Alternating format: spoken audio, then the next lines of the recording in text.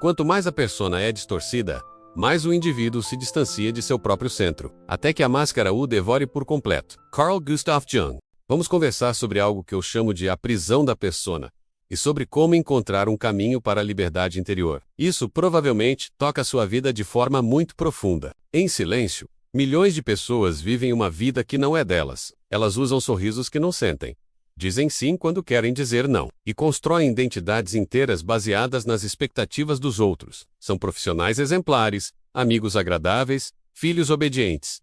Mas lá no fundo, estão exaustas. Exaustas, não por fazer demais, mas por nunca serem verdadeiramente vistas. Exaustas de viver versões socialmente aceitas de si mesmas, enquanto sua essência permanece sufocada por trás de uma máscara. Carl Jung chamava essa máscara de persona, e ele foi enfático.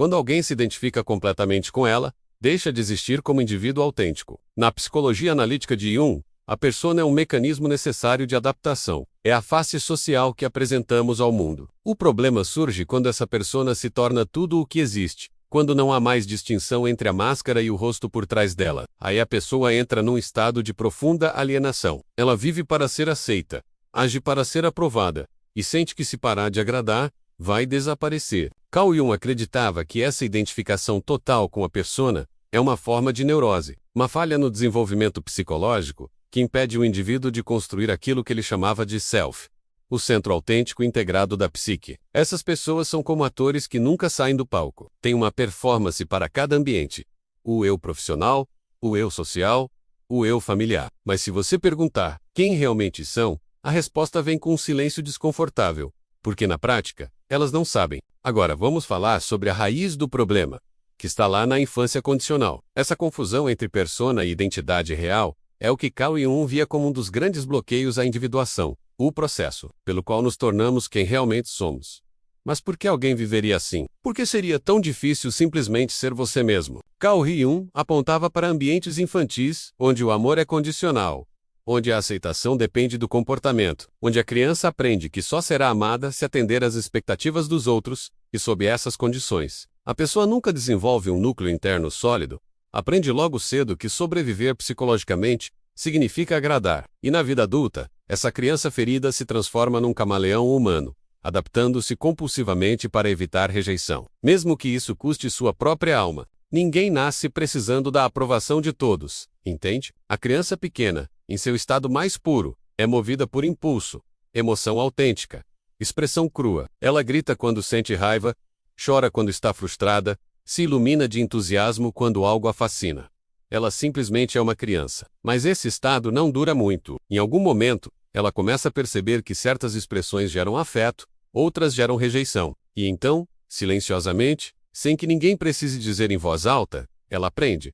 O amor pode ser retirado, pode ser condicionado, e, portanto, precisa ser conquistado. Esse é o ponto de ruptura. Quando uma criança percebe que só é elogiada quando se comporta de certa maneira, que só é abraçada quando agrada, que só é ouvida quando está calma, que só é aceita quando esconde sua raiva, ela começa a moldar sua identidade, não mais baseada em sua essência, mas em sua performance. Descobre que existir plenamente pode ser perigoso, e então escolhe sobreviver. Para isso, desenvolve máscaras, versões aceitáveis de si mesma, que garantem aprovação, proteção e amor. E com o tempo, começa a esquecer quem era antes de tudo isso. Então, o que seria o verdadeiro? Não se importar junguiano? É aqui que entra o conceito central. Mas cuidado, isso não tem nada a ver com frieza emocional, cinismo ou indiferença egoísta. Para Carl Jung, o verdadeiro não se importar é um sinal de maturidade psicológica. É a capacidade de existir, de afirmar seus valores e autenticidade, mesmo diante da desaprovação. É viver a partir de um centro interno validado, não mais refém da validação externa. Aqueles que realmente se conhecem, que integraram suas sombras e se libertaram das máscaras, não precisam mais da aprovação de todos, porque já se aprovaram a si mesmos. Não se trata de se tornar indiferente ao mundo, mas de finalmente parar de viver para ele. Quando Carl Jung fala sobre a capacidade de não se importar, ele não está sugerindo uma atitude cínica, nihilista ou emocionalmente desapegada. Não está celebrando a indiferença fria daqueles que viram as costas para o mundo. Pelo contrário, o não se importar junguiano é uma conquista rara, alcançada apenas por aqueles que passaram pelo fogo da autodescoberta e emergiram do outro lado com um sólido senso de centro interior. é essencialmente a capacidade de permanecer fiel a si mesmo, mesmo quando isso significa decepcionar os outros. Para Jung, esse tipo de desapego não é egoísmo, mas maturidade. É a diferença entre agir baseado em convicções internas ou baseado na necessidade desesperada de agradar. É o fim da escravidão psicológica às opiniões externas. Agora, deixa eu te falar sobre os 7 passos da individuação. Carl Jung não acreditava em fórmulas prontas. Ele sabia que o inconsciente humano é vasto, simbólico e profundamente individual. Mas também sabia que existem arquétipos universais, padrões recorrentes no caminho daqueles que decidem abandonar suas máscaras e encontrar seu verdadeiro rosto. Foi baseado nisso que ele delineou um processo prático de individuação. O primeiro passo é identificar suas múltiplas personas. Jung nos convida a mapear conscientemente as máscaras que usamos.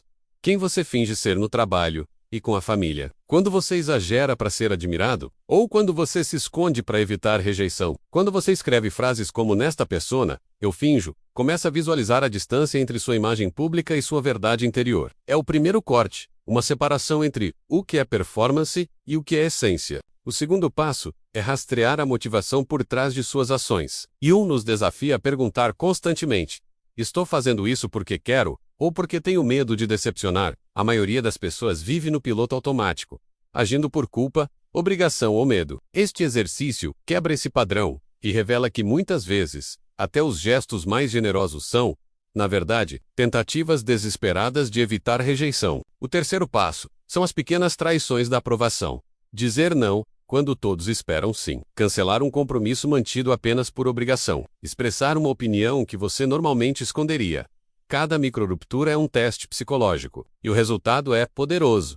Você descobre que sobrevive, que o mundo não desmorona quando você decepciona alguém, e mais ainda, começa a sentir o retorno de uma energia vital que estava sendo drenada pela submissão constante. O quarto passo é dialogar com um crítico interno. Jung propõe o uso da imaginação ativa para personificar as vozes internas que te censuram. Quem é essa voz que te chama de egoísta? De onde ela vem?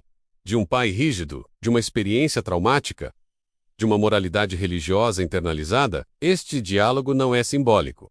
É transformador, porque quando você reconhece que a voz que te limita não é sua, começa a recuperar o controle. O quinto passo é matar uma identidade falsa. Talvez você sempre tenha sido o filho perfeito, o amigo sempre disponível, o profissional impecável. Mas e se você simplesmente deixasse essa persona morrer? E se por um dia você agisse em contradição com esse papel? Jung ensinava que o nascimento do self requer a morte do ego inflado, da identidade construída apenas para ser amada. Essa morte é assustadora, mas do outro lado dela, há a liberdade. O sexto passo é criar o círculo de valor. O exercício visual proposto por Carl Jung, no qual você desenha círculos concêntricos, para definir o grau de importância que diferentes pessoas têm em sua vida. No centro, você e seus valores não negociáveis. No próximo círculo, as poucas pessoas cuja opinião você realmente valoriza.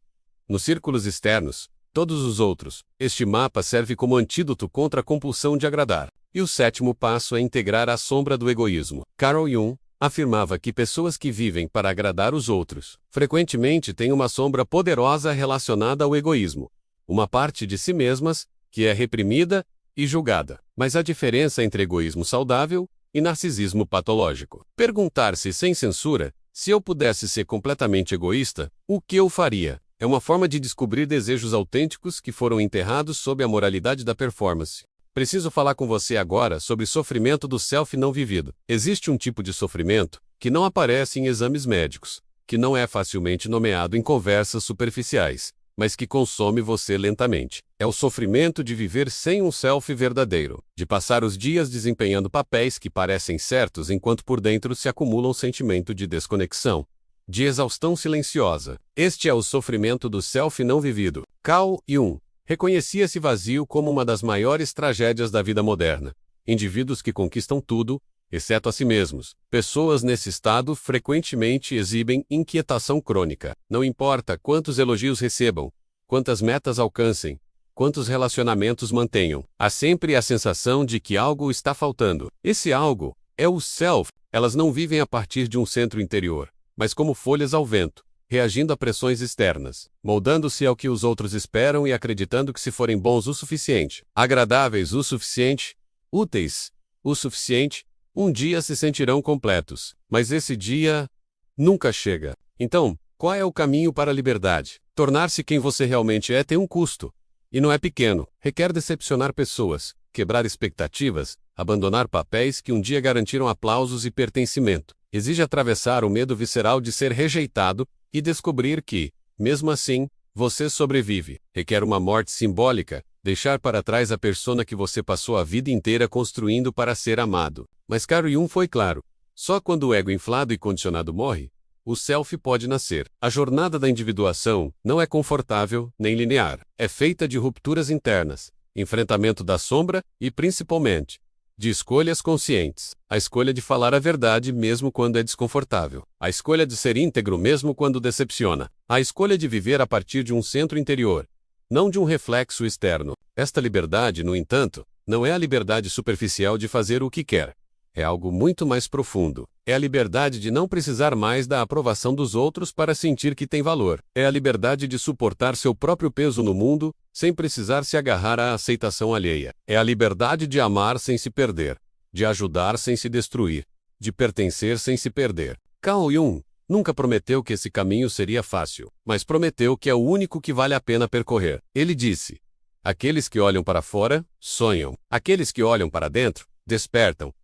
O mundo está cheio de pessoas sonhando com vidas que não são suas, tentando preencher um vazio que nenhuma validação externa resolverá. Despertar é tornar-se responsável por si mesmo. É deixar de ser uma folha ao vento e se tornar uma árvore. Você não veio a este mundo para ser amado por todos. Você veio para se tornar quem realmente é.